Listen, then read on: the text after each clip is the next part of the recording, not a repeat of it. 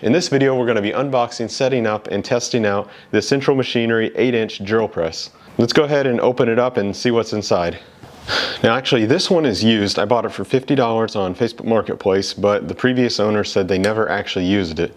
Currently this one sells for $79.99, so $80, a few dollars plus tax. Here's the instruction manual, and this particular one is model 6238. All right, let's just start taking things out.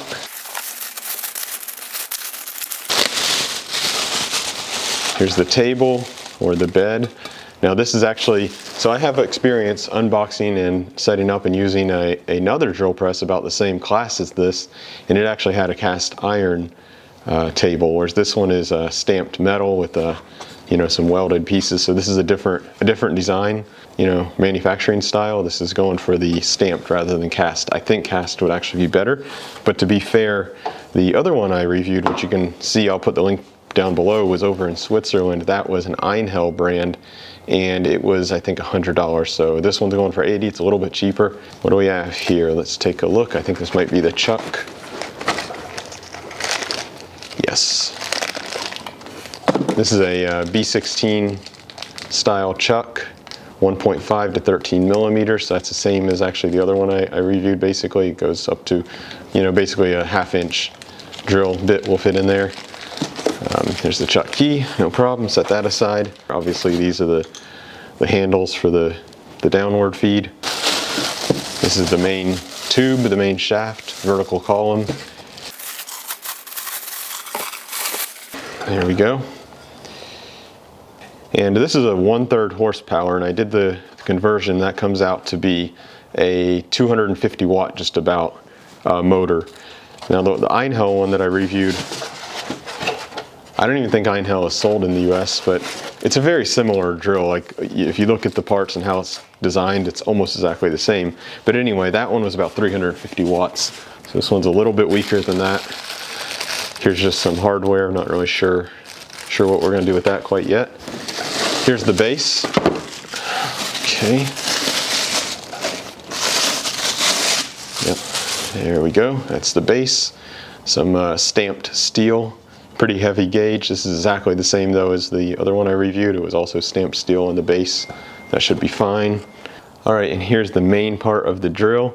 This is the head, the motor, all the parts. All right, so let's just go ahead and assemble this. Honestly, it should be pretty darn easy. I can see already this motor is smaller than the one that I reviewed, the Einhell model. Just the diameter is smaller. First thing you need to do is take your base and mount the column. Here's the column. These drills are really very easy to assemble. Comes with the Allen keys that you'll need. And by the way, this is a 5-speed machine, which seems to be pretty standard for this class of machine. Obviously these little machined nuts or bolts here will be the ones for this. They obviously have some washers, and the base here is threaded. So looks like we're gonna need to take lock washer, regular washer, and just screw it right on there. I didn't measure, but those look like about 6 millimeter bolts. Now it didn't come with any wrench, so you do need to supply that on your own. It's 14 millimeter bolts. I don't know if it's necessary here, but it's always a good idea to not torque everything down at once, one bolt all the way. You should bring them down evenly. That decreases the chance that you're going to warp anything, and increases the chance it'll actually sit flat. Now on the Einhell drill, it did mention in the manual not to let it run for more than 15 minutes straight without a break. I skimmed through the manual online. They have a PDF version, and I didn't see that mentioned anywhere, but it's probably the same deal. You can't leave these type of motors running just indefinitely. They'll probably overheat. Okay, the manufacturing is a little bit different here. Actually, the Einhell, I believe, was a little bit better. The Einhell one had welded nuts down here, so you had a better, thicker, threaded surface. This one's actually just using, it looks like cutting a hole and then pushing through with the stamping and then tapping the stamping. So That's probably not going to hold quite as well, but honestly it'll be totally fine too. But if you have to choose one or the other, probably it'd be better to have a nut welded down there.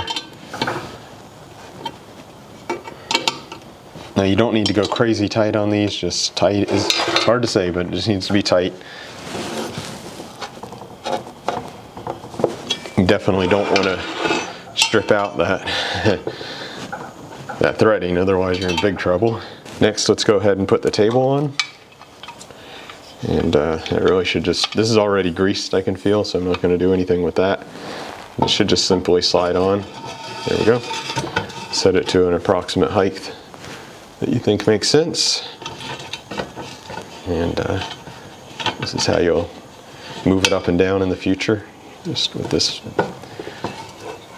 right here in the back. And just like my German, I think it's a German brand, Einhell, it has a sticker for the head rotation, and see there's a nut right there, so you can loosen that up. Probably be nice with a socket, maybe an extension. You can loosen that up and rotate your table to whatever angle you want. It looks like mine's already rotated a little bit, so I might need to fix that. Oh, I see. Wow. Let me bring you in on this. This kind of demonstrates that this is a hastily put together machine. I could kind of see the table was a little bit tilted to the left, and I'm like, that's kind of weird. If I look at the sticker, basically the marking on the table is right in on the 0 degree mark. But what's going on here is you can see the 0 degree mark is quite a bit to the left. So somebody, maybe put the sticker on, and then the person assembling this part of it just, made the arrow match the sticker, not the really flat part. So, but this is not good. This is tilted. It's matching the sticker, and the sticker is wrong. So this appears to be a 19mm bolt. Let's see how tight that is. Not tight at all. Okay. I don't have anything to straighten this with, so I'm just gonna have to do my best guess. I think that's pretty straight. So it looks like, yeah, it might have been, I'll look 3 degrees, 3 degrees maybe. I don't know. Anyway, that looks pretty darn straight to me, so I'm going to tighten it down right like that. There we go. Okay, let's go ahead and put the main part on, the main course, which is the motor, the drive assembly, everything, pretty much everything right here. So this is exactly like the other one. The way it works is there are 2 Allen keys right there. Allen keys, I don't know what you call them. Kind of like bolts. So basically that just goes down. It internally it has a stop, so that just stops like that. And then these are what I was talking about, which you tighten down to lock it into place. So you basically get it where you want it, which is pretty much straight. So I'll go ahead and tighten this down.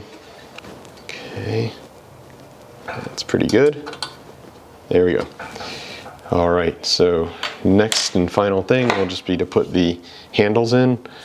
I'm thinking about just doing one because I just find it a little bit easier sometimes to have one. I'm not sure. So I could just stick that one in. And this machine, by the way, has 2 inches of range. So that means this part is 2 inches. So you see, you don't really need all 3 handles because you can only go that far anyway. Let's put the chuck in. That's the last piece here. Oh, what is this piece? Ah, I see. This is for the transmission, I guess you could call it. It is a transmission. And apparently this is the handle so that you can open and close that easily.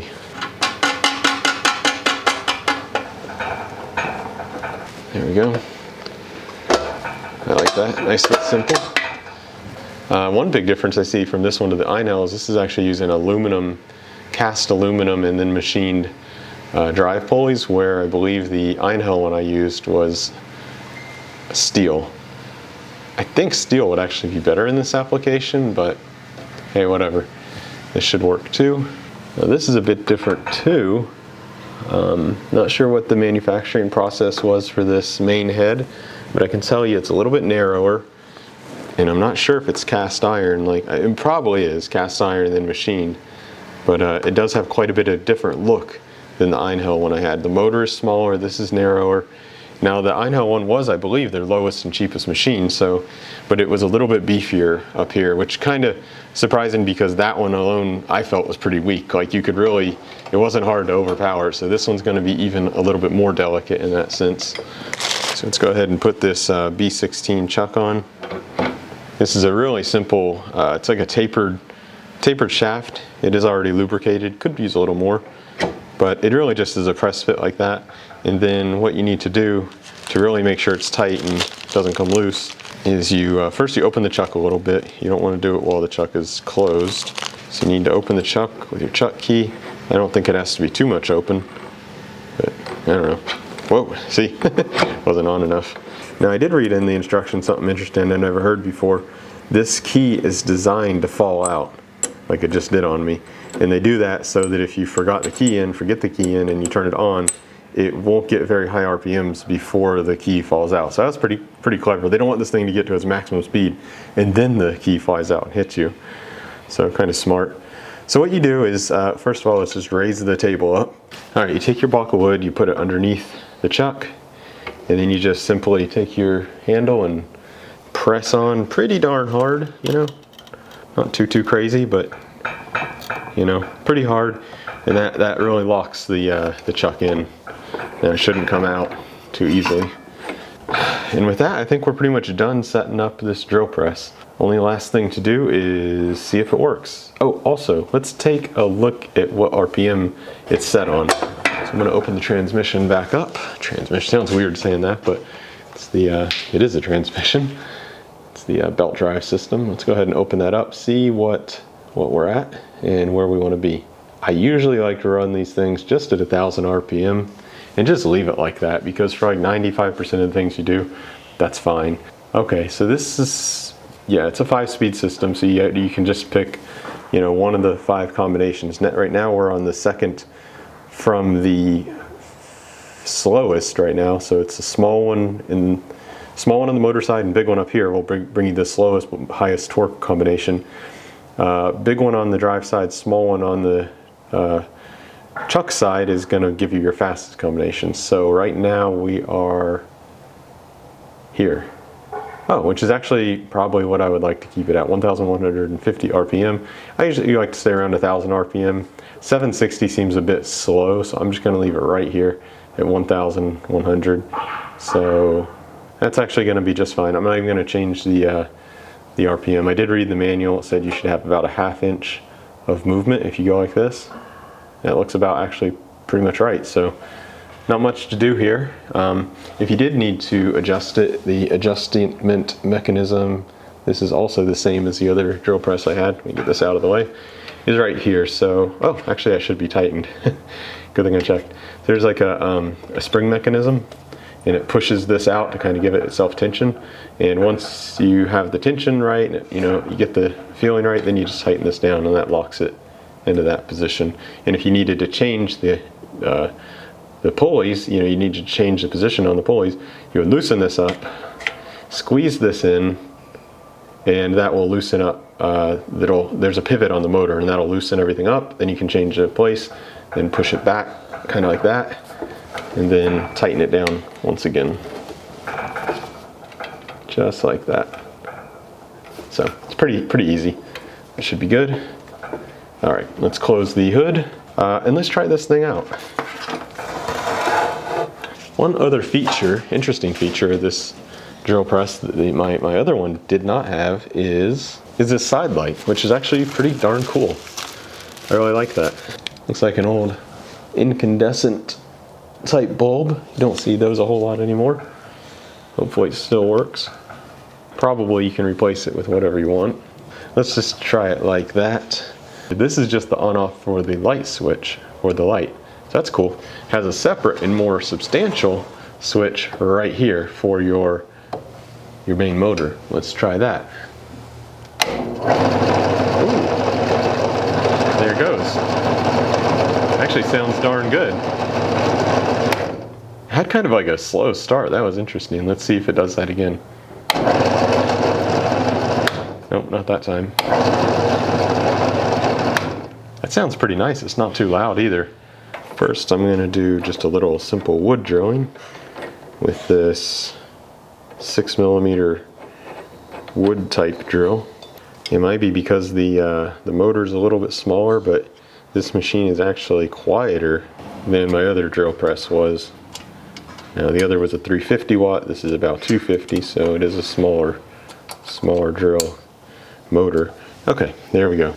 Now for wood, I oftentimes don't do this, but you know, if you want to be extra safe, you can clamp down your workpiece, and that's what these slots are actually for. You can get I think what they call toe clamps.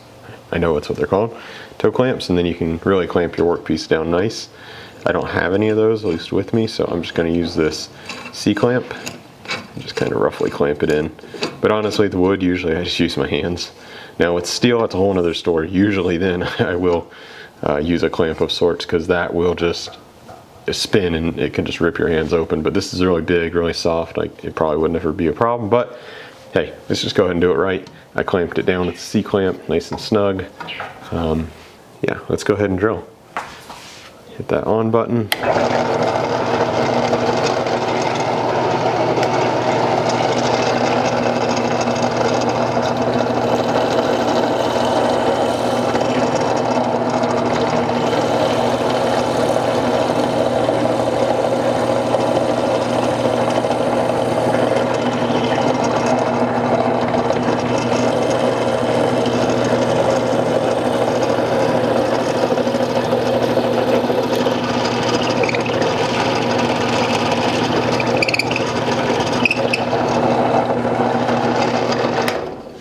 Okay, that went through there like butter. This is a soft wood anyway.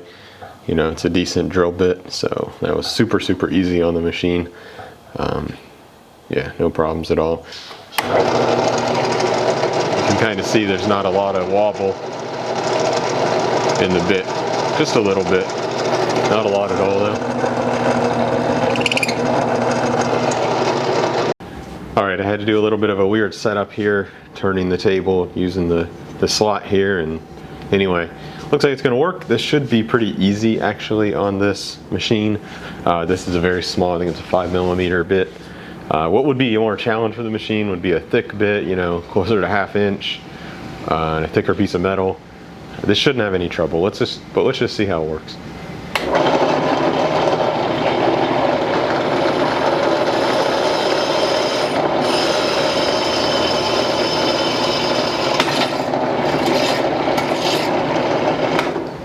As expected, that punched through, no problem, super easy.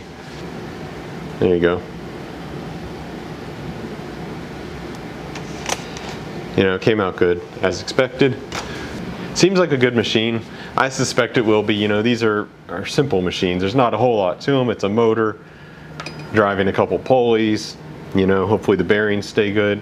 And oh, one thing I should mention, I'm just looking at it now, is it's a good idea to screw or bolt your base down to your table or something, because that'll actually make the whole entire system more rigid, give you a little bit more accurate holes, less chatter, less vibration, the whole thing won't move around. So I will be doing that, not right now, but I will when I have to decide where I want it, but I will be bolting it down to the table to make it a better tool, frankly. I don't know what else to say. It's a good machine, I think. Oh, of course, I didn't mention this. It does have a stop system. So using these screws here, let me show you real quick. Yeah, using these nuts, you can actually limit how far down your drill bit goes, which is pretty handy if you're trying to drill a bunch of holes that are the same depth. So there's actually some numbers here to help you out, but honestly I wouldn't use them. I would probably do a test hole, measure the depth, set it, and then that's how I would do that. I mean, maybe you can use these to get a rough, you know, idea. It has both standard units and metric. I guess it could get you started at least. And then the second one here is the lockdown, so this will lock in place if you use a small wrench. Lock in place the first one, and then you'll only go down so far. There's a little bit of play in it, but once you get it where you want it, it should be pretty reliable. So that's another feature I forgot to mention. Anyway, I think I've rambled on enough about this drill. I think it's going to be a good machine. like I said, I'll let you guys know in the comments, or rather not in the comments, but in the description, or maybe even an update video, if anything happens, if it breaks on me, or if I discover anything else, I'll let you know. Anyway, thanks everybody for watching. Have a great rest of your day. Bye.